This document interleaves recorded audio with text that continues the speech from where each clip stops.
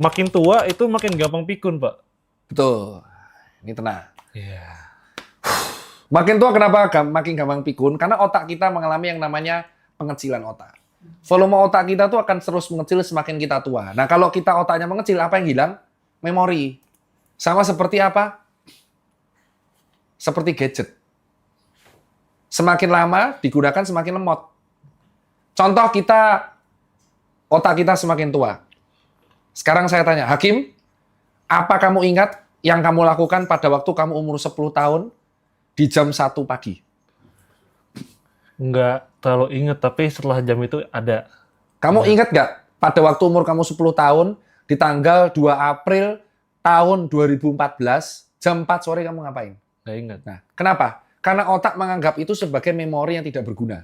Tapi memori yang kita ingat adalah memori yang krusial. Contoh, saya pasti ingat kapan kamu bisa naik motor pertama kali? 13 tahun. Nah, kenapa ingat? Karena memorable. Sekarang pertanyaan kedua. Kamu ingat nggak kapan kamu bisa naik sepeda pertama kali? Ingat. Nah, padahal itu sangat jauh kan? Kenapa? Karena otak itu membuat prioritas. Memori apa yang sangat menyenangkan dan memori apa yang sangat menyedihkan itu akan masuk.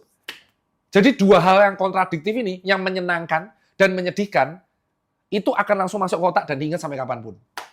Nah, akhirnya ketika masa tua, memori kan semakin banyak dan otak terbatas, semakin kecil. Memori-memori nggak berguna itu dihilangkan.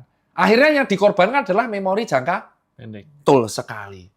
Itu alasan kemarin semakin tua, dia semakin pikun atau demensia, karena dia memiliki keterbatasan memori untuk jangka pendek. Tetapi untuk yang jangka menengah dan panjang, mereka masih ingat.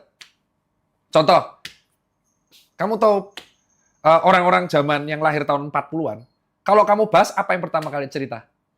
Kemerdekaan. Iya, di zaman saya dulu. Makanya kalau kamu ngobrol sama orang-orang tua, sering mereka terjebak menganggap seolah-olah kalau cara berbicaranya itu kayak di tahun 80-90-an. Itu alasan kenapa orang tua selalu beranggapan anak kecil itu kalau sukses harus PNS, tentara, polisi, dokter. Karena memori dia tuh terjebak di era itu. Mereka tuh sulit banget untuk adaptasi di era sekarang karena memori. Jadi saya sangat memahami kalau ada presiden-presiden, pemimpin negara yang kelahiran tua, dia tuh selalu membuat kebijakan yang subjektifikasinya terlalu ke arah tahun 90 atau 80-an.